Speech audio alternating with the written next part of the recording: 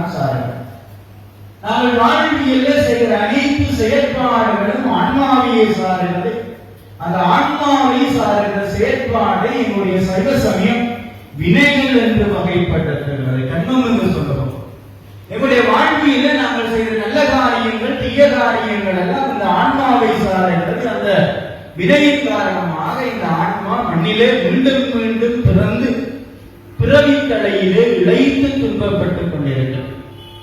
நாங்கள் எல்லாம் மனித உடலை எடுத்திருக்கிறோம். இந்த உடலாகிய சரீரத்தை கொண்டு ஆன்மாவை பக்குவப்படுத்துகிற, ஆன்மாவினுடைய பற்றுக்களை நீக்குகிற, ஆன்மாவை இறைவனை பற்றி சிந்திக்கிற ஆன்மாவானது இவருடைய திருவடியை அடைந்து அந்த பிறவியற்ற பேரானந்த நிலையை அடைவதற்காக நாங்கள் இந்த உடலை கருவியாக கொண்டு என்னுடைய வாழ்வியலை நகர்த்தது.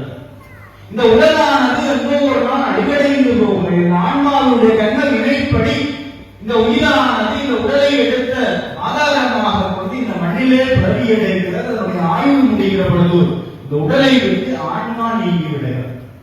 இந்த உடலானது நாங்கள் மரணித்த பின்பாடு அது அங்கே பஞ்சபூதங்களோடு சேர்ந்து விடுகிறது. எங்களுடைய சைவ வழிபாட்டிலே நாங்கள் சிவபெருமானை பஞ்சபூத வடிவனாக பார்க்கிறோம். நிலம், நீர், தீ, காற்று, ஆகாயம் என்று சொல்லுகிற பஞ்சபூதத்தினுடைய சேர்க்கையாக இந்த பிரபஞ்சத்திலே நீக்கமர நிறைந்திருக்கிற இறைபொருள் சிவபெருமான். அந்த சிவபெரும்பொருள் ஆன்மாக்களின் பொருட்டு படைத்தல், காத்தல், அழித்தல், அருளல், மறைத்தல் என்கிற ஐந்தொழில்களை நடராஜ பெருமானுடைய மூர்த்த மூடாக ஆகாயஸ்தலம் என்று சொல்லப்படுகிற சிதம்பரத்திலே திருநடம் ஆடிக்கொண்டிருக்கிறார். இந்த பூமியிலே ஆன்மாக்களுக்காக இறைவன் தன்னு கரண புவன பூதங்களை கொடுக்கிறார். இந்த ஆன்மாவாகிய கண்ணுக்கு தெரியாத நுண்ணிய பொருளாக எங்களுக்குள்ளே இருக்கிற உயிர் இருக்கிறது. நாங்கள் இன்றைக்கு ஆலயங்களில் இருக்கிற இறைவனை பார்க்கிறோம். உண்மையானவன், நித்தியமானவன், அழிவில்லாதவன், என்றுமே மென்பொருளாக இருக்கிறார். அதே போல இந்த மனித உடலுக்குள்ளே இருந்து இயக்கிக் கொண்டிருக்கிற ஆன்மாவும் உயிர் கடவுளை போல உண்மையானது, நித்தியமானது, அழிவில்லாதது, என்றுமே நிலைத்து இருக்கிறவங்க. நாங்கள் இந்த மனித உடலை எடுக்கிற நாங்கள் இந்த ஆன்மாவின் பொருட்டு அந்த உண்மையாகி நிலைத்திருக்கிற கடவுளை போல அந்த அழிவில்லாத ஆன்மாவுக்காக நாங்கள் வாழ்வியல் இறை காரியங்களூடாக நல்ல செயல் அந்த ஆன்மாவை பக்குவப்படுத்தி ஒருநிலைப்படுத்தி இறைவன் வழியிலே செல்வதற்கு வழிபடுத்துகிற நிலையமாகத்தான் இந்த ஆலயங்கள் இருக்கிறது. இந்த பஞ்சபூதமாக பிரபஞ்சத்திலே இருக்கிற இயற்கையில நீக்கமர நிறைந்திருக்கிற அந்த இறை சக்தியை நாம் ஓரிடத்திலே எழுந்தருள செய்து உருவம் கொடுத்து நாமம் கொடுத்து வழிபாடு செய்வோம். அந்த வழிபாடு உருவ வழிபாடு என்று நாங்கள் ஆலயங்களிலே வழிபாடு செய்வோம். எங்களுடைய செவ வழிபாட்டிலே நாங்கள் வழிபாட்டை அருவ வழிபாடு, உருவ வழிபாடு, அறிவுருவ வழிபாடு என்று நாங்கள் 3 வகைகளிலே பார்க்கிறோம். அறிவு வழிபாடு என்பது கண்ணுக்கு தெரியாத வழிபாடு. நம்முடைய சித்தர்கள், ஞானிகள், ஜோகிகள் எல்லாம் இறைவனை உருவப்பட்ட நிலையில நினைத்த மாத்திரத்திலே மனங்கள் கொண்டு வந்து வழிபாடு செய்வார். உருவ வழிபாடு என்பது நாம் இறைவனுக்கு ஒரு உருவத்தை கொடுத்து வழிபாடு செய்வோம். அறிவுருவ வழிபாடு என்பது உருவம் அருவம் இணைந்த வழிபாடு. இன்றைக்கு சிவலிங்க பெருமான் அறிவுருவ வடிவமாக வீட்டிலிருந்து அருளாட்சி இருந்து கொண்டிருக்கிறார். முருகப்பெருமானுடைய கையிலே இருக்கிற வேல் அறிவுருவ வடிவமாக இருக்கிறது, ஞான வடிவமாக இருக்கிறது. இந்த பிரபஞ்சத்திலே இருக்கிற இறை சக்தியை நாம் ஒரு இடத்திலே உருவெடுத்து அங்கு எழுந்தருள செய்து வழிபாடு செய்கிறோம். ஏனென்றால் இந்த வாழ்வியலில் இருக்கிற ஆன்மாக்களாகிய நாங்கள் இந்த மனித உடலை எடுத்திருக்கிறோம். தன்னுகரண புகழ போகங்கள்ல இந்த தனு என்று சொல்லப்படுவது உடலை குறைக்கிறது. இறைவன் ஆன்மாக்களுக்காக உடலை கொடுக்கிறான். நாங்கள் பூமியில லட்சோபலட்சம் உயிரினங்களை பார்க்கிறோம். ஒவ்வொரு வடிவங்களிலே அந்த உடலை கொடுக்கிறான். பறவையாக, மிருகமாக, தாவரமாக, இப்படி பல்வேறு வடிவங்களிலே இறைவன் இருக்கிறான். அந்த ஆன்மாக்களுக்கு உடலை கொடுக்கிற தரணம் என்று சொல்லப்படுகிற மனம், புத்தி, சித்தம், அகங்காரம் என்று சொல்லப்படுகிற நான்கை கொடுக்கிறான். இந்த வாழ்வியல் எது நல்லது, எது தீயது என்பதை சிந்தித்து வாழ பழக்கப்படுத்துகிற அந்த அறிவை பெறுகிறோம். அந்த அறிவினூடாக நாம் இறைவனை சிந்திக்கிறோம், இறைவனை அடைந்து கொள்வோம். இந்த புகழம் என்பது இந்த பூமியை கொடுக்கிறது. நாங்கள் இந்த பூமியில இந்த மண்ணிலே ஆதாரமாக கொண்டு இறை வழிபாடுகளை ஆற்றுகிறோம், இறை காரியங்களை செய்கிறோம், இறைவனுக்கான செயற்பாடுகளை செய்கிறோம். எங்களுடைய சைவ சமயமானது நாங்கள் செய்கிற புண்ணியத்தை 2 வகைப்படுத்துகிறது. ஒன்று பதிபுண்ணியம், இரண்டாவது பசு புண்ணியம் என்று சொல்லுங்கள். பதிபுண்ணியம் என்றால் நாங்கள் கடவுளுக்காக செய்யப்படுகிற புண்ணியம். இந்த பிரபஞ்சத்திலே பிறந்த நாங்கள் இறைவனுக்கு நாங்கள் ஆலயங்களை அமைக்கிறோம். அந்த ஆலயத்திலே இறைவனை எழுந்தருள செய்கிறோம். எழுந்தருள செய்த இறைவனை நாங்கள் அலங்கரிக்கிறோம், உற்சவங்களை நிகழ்த்துகிறோம், இறைவனை நாங்கள் அபிஷேகிக்கிறோம், பூஜைகளை செய்து மகிழ்ந்து நாங்கள் வாழ்வியலை வாழுகிறோம். இறைவனுக்காக செய்கிற பல காரியங்கள் எல்லாம் பதிபுண்ணியம் என்று சொல்லப்படும். பசுபுண்ணியம் என்றால் இந்த உலகிலே வாழுகிற ஆன்மாக்களாகிய நாங்கள் உடலை எடுத்து வாழுகிற ஆன்மா ஏனைய சக உயிரினங்களுக்கு நாங்கள் நன்மை செய்ய வேண்டும், அவர்களோடு அன்பாக இருக்க வேண்டும். அங்கே பஞ்சமா பாதகங்கள் என்று சொல்லப்படுகிற கொலை, களவு, காமம், சூது என்று சொல்லப்படுகிற 5 பாதங்களையும் நீக்கி நாங்கள் இந்த ஆன்மாக்களுக்கு நன்மை செய்ய வேண்டும். அது பசுபுண்ணியம் என்று சொல்லப்படும். பசுபுண்ணியம் 2ஐயும் நாங்கள் வளர்ப்பதற்கு அடிப்படையாக இருப்பது இந்த ஆலயம் என்று சொல்லுவோம். இந்த பிரபஞ்சத்திலே நீக்கமான நிறைந்திருக்கிற இறைவனை நாங்கள் ஒருவத்திலே எடுத்து வழிபாடு செய்கிறோம். நம்முடைய மனைக்கண்ணும் ஒரு உருவத்தை பதித்து வழிபாடு செய்கிறோம். இன்றைக்கு கொண்டமநாட்டங்கரையிலே முருகப்பெருமான் வேல் வடிவம் தாங்கியவனாக அதை வீட்டிலிருந்து அருளாட்சி புரிந்து கொண்டிருக்கிறார். அந்த வேல் என்பது ஞான வடிவத்தை கொடுக்கிறது. ஞானம் என்பது ஆன்மாக்களிடத்திலே இருக்கிற அஞ்ஞானமாகிய அறிவு, அந்த அஞ்ஞான உரை நீக்கி விஞ்ஞானமாகி அறிவை கொடுப்பது இந்த ஞானம் என்று சொல்லுவோம். எங்களுடைய வாழ்க்கையிலே நாங்கள் சரிய கிரிய யோகம் ஞானம் என்று சொல்கிற சைவ நாட்பாதங்களை பார்க்கிறோம். சரிய என்பது இந்த உடலினால நாங்கள் இறைவனுக்கு தொண்டு செய்ய வழிபாடு செய்கிற வழிபாடு, பக்தியினால் இறைவனை வழிபாடு செய்யும். இந்த உடலை வருத்தி நாங்கள் இறைவனுக்கு வழிபாடு செய்கிறோம். இந்த சன்னிதியானுடைய வழிபாட்டிலே இறைவனுக்கு உடலை வருத்தி வழிபாடு செய்கிற வழிபாடு இருக்கிறது. இந்த பிரபஞ்சத்திலே வினைகளோடு பாவங்களோடு துன்பங்களோடு உழைந்து கொண்டிருக்கிற நாங்கள் இந்த உடலை சரீரத்தை வருத்தி நாங்கள் இறைவனிடத்திலே விரட்ட வேண்டுகிறோம், வழிபாடு செய்கிறோம். இந்த உடலினாலே இறைவனுக்கு செய்யப்படுகிற வழிபாடு இது சரிய வழிபாடு என்று சொல்லப்படுகிற வழிபாட்டின் மூலமாக ஆன்மா பக்குவம் அடைகிற பொழுது இறைவனே எங்களை குருவாக வந்து ஆட்கொள்வான் என்று என்னுடைய சமயம் சொல்லுவது. மணிவாசக பெருமானுக்கு ஞானம் வாய்க்கப்படுகிற பொழுது சிவபெருமான் குருவாக அந்த குழந்தை மலர்களிலே திருப்பெருந்துறையிலே வந்து சிவபரம்பொருள் அந்த மணிவாசக பெருமானை ஆட்கொள்ளுவார். அங்கே ஆட்கொள்ளப்படுகிற பொழுது மணிவாசக பெருமான் அந்த திருப்பெருந்துறையிலே சிவபுராணத்தை பாடுகிறார்.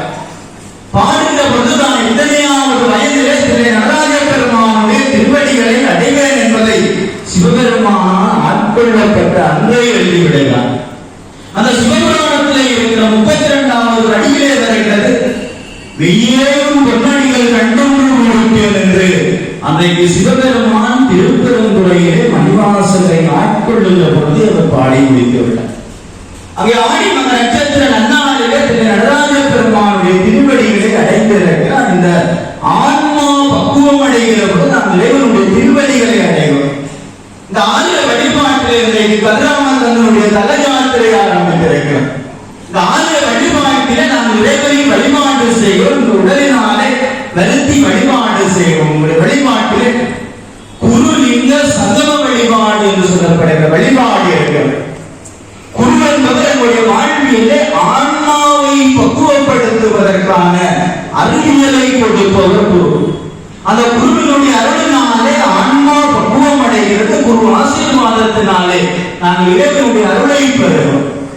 இந்த குரு வழிபாடு, லிங்க வழிபாடு, சங்கம வழிபாட்டிலே சங்கம வழிபாடு என்பது சிவனடியார்களை வழிபாடு செய்கிற வழிபாடு சங்கம வழிபாடு என்று சொல்லப்படுகிறது. இன்றைக்கு நாங்கள் இறைவனுடைய தலங்களுக்கு யாத்திரை செய்து வழிபாடு செய்கிறோம். அந்த யாத்திரை செய்து வழிபாடு செய்கிற பொழுது அங்கே இறைவனுடைய தலங்களுக்கு யாத்திரை செய்கிற அடியவர்களை நாங்கள் சிவனடியார்களாக கருதி அவர்களை இறை வடிவமாக கருதி நாங்கள் அவர்களோடு அந்த இறை தலங்களுக்கு யாத்திரை செய்து வழிபாடு செய்கிறோம். இந்த ஆலய வழிபாட்டிலே தல யாத்திரை என்று சொல்லப்படுகிற வழிபாடு சிறப்புக்குரியதாக நாங்கள் இந்த ஆலயங்கள் தோறும் தல யாத்திரை செய்து வழிபாடு செய்கிற பொழுது என்னிடத்திலே ஆன்மாக்களிடத்திலே இருக்கிற அந்த வினையாகிய பாவம் நீங்குகிற பொழுது ஆன்மா பக்குவ நிலை அடைகிறது. நாங்கள் இறைவனுடைய திருவடிகளை அடைகிறோம். அந்த அடைகிற வெளிப்படுத்துகிற வழிபாடாக இந்த சங்கம வழிபாடு இருக்கு. சிவனடியார்களை வழிபாடு செய்கிற வழிபாடு. அங்கே சிவவேடம் கூடியிருக்கிற சிவனடியார்களை நாங்கள் சிவனாக கருதி பாவனை செய்து வழிபாடு செய்கிற பொழுது அங்கே சிவனுடைய அருளை பெறுகிறோம். சிவ வழிபாட்டினுடைய சிறப்பை பெறுகிறோம். இந்த சன்னிதியாருடைய வழிபாடு, கருதாமக்கந்தனுடைய வழிபாட்டுல இந்த சங்கம வழிபாடு என்பது முக்கியமாக இருக்கிறது. இந்த அடியார் திருக்கூட்டத்தோடு அடியார்களோடு அடியாராக ஒருவனாக முருகப்பெருமான் எழுந்தருளுவான் என்பது எங்களுடைய தொன்மையான வரலாற்றுக்கு முற்பட்ட காலத்திலிருந்து எங்களுடைய சைவ மக்களுடைய நம்பிக்கையாக இருக்கிறது. அங்கே தலையாத்திரை செய்கிற பொழுது ஆலயத்திலே வழிபாடு செய்கிற பொழுது முருகப்பெருமான் அடியாரோடு அடியாராக ஒருவராக வீட்டிலிருந்து எங்களுக்கு அருள் புரிகிற சிறப்பு இருக்கிறது. சன்னிதியான ஆலய சூழலிலே பல தங்கியிருந்து வழிபாடு செய்கிறார்கள். முருகப்பெருமானை இணைத்து வழிபாடு செய்கிறார். அந்த முருகப்பெருமான் அடியார்களோடு அடியாராக காட்சி கொடுத்து அங்கே வழிபாடு செய்ய அருள் புரிகிற அந்த அருள் சிறப்பு என்னுடைய சன்னிதியானுடைய வடிவத்திலே வரலாற்றிலே இருக்கிறது. இந்த தலையாத்திரை வழிபாடு என்பது சிறப்பாக இருக்கிறது. ஒரு ஆலயம் சிறப்பாக இருக்க வேண்டும் என்றால் அந்த ஆலயத்திற்கு மூர்த்தி, தலம், தீர்த்தம் மூன்றும் முறையாய் அமைந்து இருக்க வேண்டும் என்று அங்கே தாயுமான சுவாமிகள் பராபர கண்ணியை பாடுகிறார். மூர்த்தி, தலம், தீர்த்தம் மூன்றும் முறையாய் அமைந்திருக்கு என்று அவர் சொல்லுகிறார். ஒரு ஆலயத்திலே மூர்த்தி என்பது மூலமூர்த்தமாக வீட்டிருக்கிறது. அந்த இறை பெருமான் பழம்பெரும் தெய்வமாக அந்த இடத்திலே விரும்பி தானாக உரைந்த பெரும் கடவுளாக இருக்கிறது. இன்றைக்கு சன்னிதியான் இந்த தொண்டைவனாற்றங்கரையில் அன்றைக்கு பத்மநாபனுடைய வழிநடவிலே இன்றைக்கு இந்த பூவரசு மரத்தடியிலும் எம்பெருமான் தானாக விரும்பி உழைந்து அருளாட்சி புரிந்து கொண்டிருக்கிறார். இந்த ஆலயத்தினுடைய தலைவிருட்சமாக அந்த பூவரச மரம் இருக்கிறது. பின்னே தீர்த்தமாக அந்த ஆறு ஓடிக்கொண்டிருக்கிறது. இன்றைக்கு நாங்கள் புகழ்பெற்ற புராதனமான வரலாற்று சிறப்பு மிக்க ஆலயங்களுக்கெல்லாம் பார்க்கிறோம். அந்த ஆலயங்களுக்கு மூர்த்தி சிறப்பாக இருக்கிறது. அந்த ஆலயத்தினுடைய தலைவிருட்சம் இருக்கிறது. அதே போல் அந்த ஆலயத்திற்கு தீர்த்தம் இருக்கிறது. நாங்கள் அந்த தீர்த்தத்தில ஏன் நீராடுகிறோம் என்றால் எங்களுடைய வினைகள் நீங்குவதற்காக நாங்கள் நீராடுகிறோம். இந்த வாழ்வியல்ல எங்களுடைய ஆன்மாவை பீடித்துள்ள வினைகள் நீங்குவதற்காக நாங்கள் நீராடி வழிபாடு செய்வோம். அங்கே மிருகண்டவருடைய பிறப்பிலே அவருடைய தாய் தந்தையர் குழந்தை இல்லாத தருந்துகிற பொழுது அங்கே அனுமதி சிவாச்சாரியாரிடத்திலே செல்லுகிறார்கள். செல்லுகிற பொழுது அவர் இங்கே தேவார திருவேட்டிற்கு கயிறு சாத்தி பார்க்கிற பொழுது விஞ்ஞான சம்பந்தமூர்த்தி நாயனாருடைய பதிகம் தருகிறது.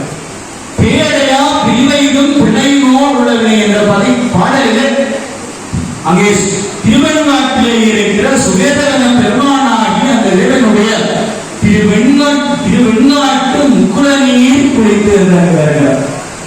அந்த திருவெண்காட்டிலே இருக்கிற சுவேதகன பெருமானுடைய அந்த தீர்த்த கரையிலே நீராடி அந்த பெருமானை வழிபாடு செய்கிற பொழுது அவர்களுக்கு அழகிய ஆன்மீக வருகிறார்கள். இந்த தீர்த்த வழிபாடு என்பது என்னுடைய வாழ்வியலை ஆன்மாவை போட்டிருக்கிற வினைகளை போக்குகிற சக்தி இந்த தீர்த்த வழிபாட்டிலே இருக்கிற அந்த மூர்த்தி தலம் தீர்த்தம் மூன்றும் ஒழுங்கிய சிறப்பாக அமைந்திருக்கிற இந்த ஆலயத்திலே நாங்கள் வழிபாடு செய்கிற பொழுது இணைந்த வரம் கிடைக்கிறது. இணைந்த மாத்திரத்திலே இவர்களுடைய அருள் கிடைக்கிறது. இவர்களுடைய அருளினாக ஒரு வாழ்வியலை நாங்கள் மகிழ்ச்சியாக வாழ்கிறோம். இந்த ஆன்மா பக்குவம் அடைகிற செயற்பாடு இருக்கிறது. இந்த ஆலய வழிபாடு என்பது ஆலயம் என்பது ஆன்மாக்கள் லயப்படுகிற இடம் என்று சொல்லப்படும். வழிபாடு செய்வதற்காக இறைவனிடத்திலே மனதை ஒருநிலைப்படுத்தி வழிபாடு செய்வதற்கு அடிப்படையாக அமைந்திருக்கிற இடம் இந்த ஆலய வழிபாடு என்று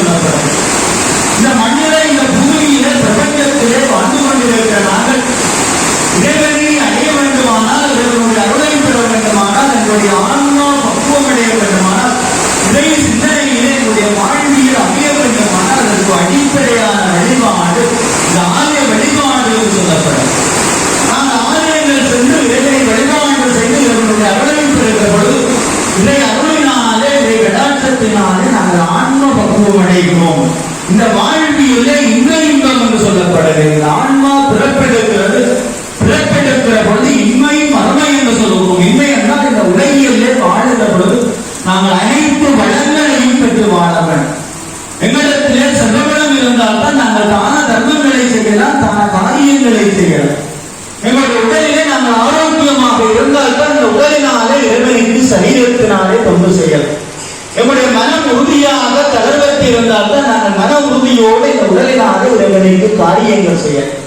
இந்த இன்மை என்று சொல்லப்படுகிற இவ்வுலக வாழ்வியலை நாங்கள் அனைத்தையும் பெற வேண்டுமானால் அந்த இறைவனுடைய அருள் வேண்டும். அந்த இன்மையிலே அனைத்தையும் பெற்று நாங்கள் இறை காரியம் மாற்றுகிற பொழுது மறுமை என்று சொல்லப்படுகிற அந்த முத்தி என்று சொல்லப்படுகிற எங்களுடைய இந்த உடலை விட்டு ஆன்மா நீங்கிய விட்டு அந்த ஆன்மா அடைகிற அந்த முத்தி பதவி நிலையிலே இறைவனுடைய திருவடியை அடைய வேண்டுமானால் இந்த ஆலய வழிபாட்டினூடாக இறை சேவையினூடாக இந்த பதிவுண்ணியம் பசுண்ணியம் என்று சொல்லப்படுகிற சேவைகளினூடாக நாங்கள் எங்களுடைய ஆன்மாக்களை பக்குவப்படுத்த வேண்டும். பின்னால சம்பந்த குழந்தை சொல்லுகிறார், மண்ணில் நல்ல வண்ணம் வாழலாம் வயல் பெண்ணினல் நகரிக்கு யாருமோர் குறைவில்லை பெண்ணினல் நகரும் கல்வள கடநகர் பெண்ணினல் நாளுடன் பெருந்தகை இருந்தது என்று சொல்லுகிற வகையிலே இந்த மண்ணில இந்த பூமியிலே நாங்கள் சைவம் காட்டுகிற வாழ்வியல் படி சைவ வாழ்வியல் படி நாங்கள் சிவபெருமானுடைய சிவ பரம்பருடைய அம்சமாக எங்களுடைய வாழ்வியலை நாங்கள் சைவ வாழ்வியலோடு வாழ்வோமாக இருந்தால் இந்த உடலை விட்டு ஆன்மா நீங்குகிற பொழுது இந்த ஆன்மா இவர்களுடைய திருவடியை அடைகிறது. அந்த திருவடியை அடைதல் என்பது முத்தி என்று சொல்லப்படுகிறது. பிரடியற்ற பேரானந்த நிலை என்று சொல்லப்படுகிறது. மணிவாசக புல்லாய் பூடாகி புழுவாய் மரமாகி பல்மிருகமாகி பறவையாய் பாம்பாகி கல்லாய் மனிதராய் பேயாய் கணங்களாய் நல்லசுரனாகி முனிவராய் தேவராய் சொல்லார் என்ற இத்தாளர் சங்கமத்துள் எல்லா பிறப்பும் புறங்களை நம்புகிறார். இந்த வாழ்வியலை ஆன்மாவான இறைவனுடைய திருவடிகளை அடைய வேண்டுமானால் இந்த ஆலய வழிபாட்டு மூலம் ஆன்மாவை பக்குவப்படுத்த வேண்டும். இந்த மண்ணிலே சைவம் காட்டுகிற வாழ்வியல் படி நாங்கள் வாழ்ந்தால் சிவபரம்பருடைய திருவடிகளை அடைவோம் என்ற சிந்தனையை இந்த வேளையிலே சிந்தித்துக் கொண்டு எம்பெருமான் என்ற மண்டபத்திலே கூடியிருக்கிற அனைவருக்கும் சிவபெருமானுடைய திருவருள் கிடைக்கவில்லை. சகதியானுடைய திருவருளினாலே வாழ்வியலே சகல செல்வங்கள்